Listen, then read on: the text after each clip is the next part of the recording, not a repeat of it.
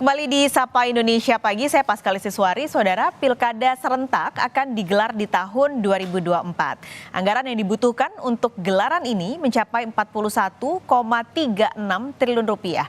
Nah, bagaimana mekanisme pendanaan pesta demokrasi dengan anggaran jumbo ini? Pagi ini Sapa Indonesia Pagi sudah bersama Direktur Jenderal Bina Keuangan Daerah Kemendagri, Fatoni. Pak Fatoni, selamat pagi, Pak. Selamat pagi, Mbak Paskali. Oke, ini karena kita mau tahun depan perayaan pesta demokrasinya, pertanyaannya adalah soal regulasi. Acuannya seperti apa, Pak, yang menjadi acuan daerahnya? Iya, jadi memang untuk pelaksanaan pilkada itu sepenuhnya dianggarkan oleh daerah. Berarti oleh pemerintah provinsi dan kabupaten kota.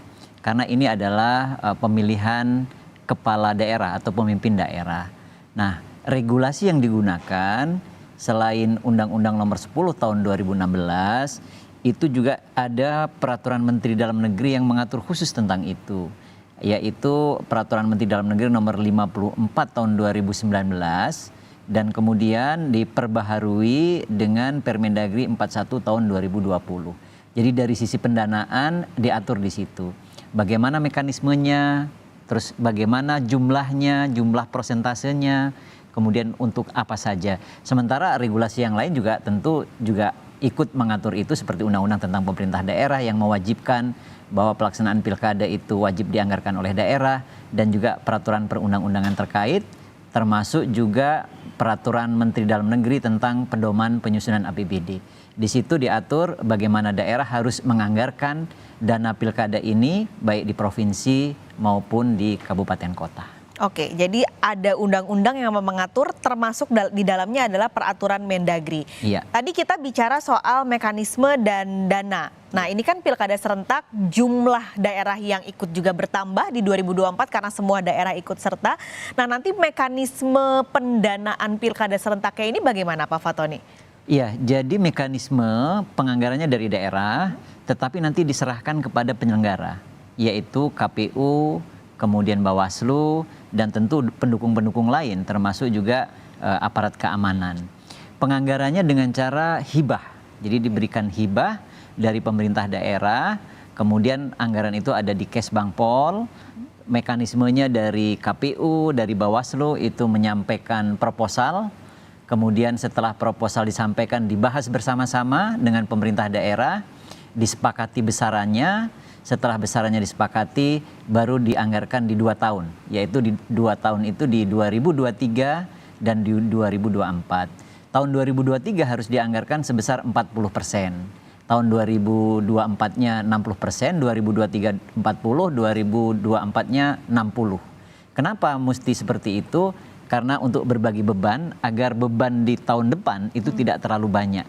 Jadi 40% dulu di 2023 diberikan hibah kepada penyelenggara, kemudian tahun depan itu 60%. Nah, seperti itu mekanismenya. Oke, yang artinya berarti di tahun ini sudah mulai berjalan ya, Pak. Tadi penyerahan proposal dari KPU Bawaslu ke pemerintah daerah untuk menggodok bersama-sama, saat ini sudah dimulai? Betul.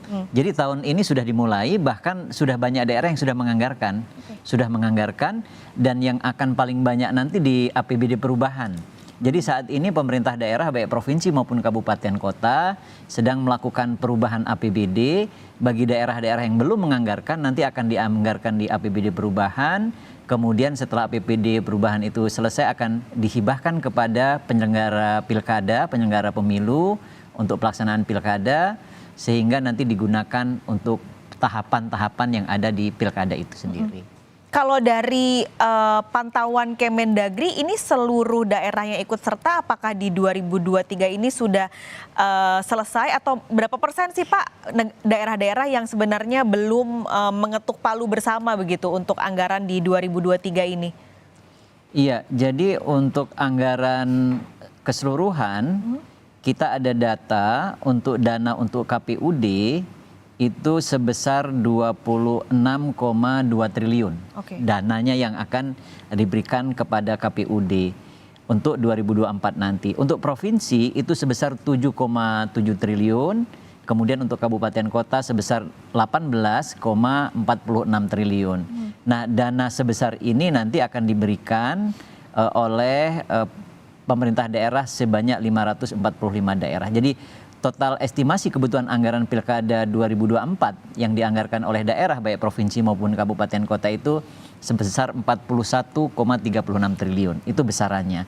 Nah, dari daerah seluruhan itu ada beberapa daerah yang sudah menganggarkan dan sudah melaporkan yang pada tahun anggaran 2023 sampai dengan hari ini itu ada sebesar 240 Pemda dengan melaporkan sebesar 3,966 miliar yang meliputi untuk KPU sebesar 3,054 miliar, Bawaslu 734,7 miliar, kemudian untuk TNI 63,18 miliar dan Polri 113,29 miliar. Jadi total estimasi anggaran 2024 pada 240 yang sudah melaporkan sebesar 8,796 miliar. Nah, itu besaran seluruhan. Oke, itu untuk 2023 ya Pak berarti? Iya, di 2023 dan nanti di 2024. Jadi 2023 tadi ada yang sudah melaporkan sebanyak 240, berarti masih ada yang proses. Kemudian di 2024 diperkirakan ada 240. Oke. Jadi kebutuhannya dipenuhi dalam 2 tahun. 2 tahun itu sebesar 41,36 triliun tadi. Ya, sebesaran yang tadi sudah saya sampaikan. Oke, nah dari angka 41,36 triliun Pak, jumlahnya tentu jumbo karena tadi daerah yang ikut meningkat berarti hampir 2 kali lipat ya Pak dibanding di 2020. Betul. Nah nanti itu dana sebesar 41,3 itu meliputi apa saja, akan digunakan untuk apa saja? Ya, kegiatannya itu pertama pasti untuk tahapan ya, seluruh tahapan itu. Mulai dari pendaftaran, mulai dari kampanye, mulai dari alat peraga, dan seluruh proses yang ada di situ, termasuk juga sosialisasi tentunya. Termasuk di dalamnya adalah untuk pengamanan. Digunakannya untuk seluruh proses itu nanti. Oke, jadi pendaftaran sampai sosialisasi? Iya. Oke. Sampai sosialisasi sampai akhir, sampai penghitungan suara, sampai terakhir. Sampai kemudian selesai proses itu semua. Jadi digunakan untuk keseluruhan proses itu. Oke, ini nanti berarti sistemnya Pak tadi bentuknya 100% akan hibah ya? Iya, semuanya dalam bentuk hibah. Nah, keuntungan kita dengan pilkada serentak ini, kan seluruh daerah berarti akan menyelenggarakan pilkada, baik provinsi maupun kabupaten kota. Sehingga ada efisiensi. Daerah tidak perlu menganggarkan sendiri-sendiri. Kalau dulu kan ada kabupaten sendiri, pilkada sendiri. Kemudian provinsi nanti di lain waktu ada sendiri. Hari ini dengan adanya provinsi dan kabupaten kota bersamaan, sehingga pengajuan dari KPU, Bawaslu dan pihak yang terkait ini bisa dibahas untuk cost sharing. Jadi ada pembagian gitu. Oke, sebagian ini kami anggarkan di provinsi, sebagian lagi di kabupaten kota ya. Yang di kabupaten kota tidak usah di provinsi ya gitu. Ini keuntungan dengan adanya pilkada serentak ini. Oke, tapi tadi sistem cost sharing itu, jadi nanti mekanismenya seperti apa Pak? Ini kan karena baru ya Pak ya, di tahun 2024 baru terjadi pertama kali.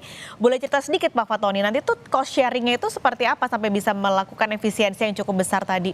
Iya, jadi provinsi akan membahas itu dengan kabupaten kota, membicarakan bersama, kemudian disepakati bagaimana cost sharingnya, sehingga beban bisa berbagi.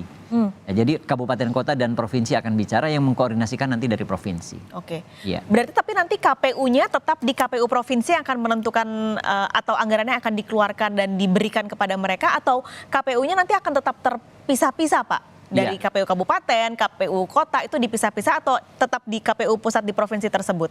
Jadi karena tahapan ini di masing-masing ada, di kabupaten kota ada, di provinsi ada, maka anggaran itu akan diserahkan kepada KPU masing-masing. Oke. Jadi untuk pilkada provinsi, seperti itu sebenarnya bahasanya.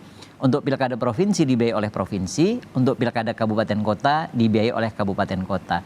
Namun kan pelaksanaan provinsi ini juga adanya di kabupaten kota. Memilih gubernur ini kan yang memilih juga masyarakat kabupaten kota dan serentak dia. Nah ini kemudian yang lebih murah itu. Oke. Jadi di situ, jadi bisa bersama-sama.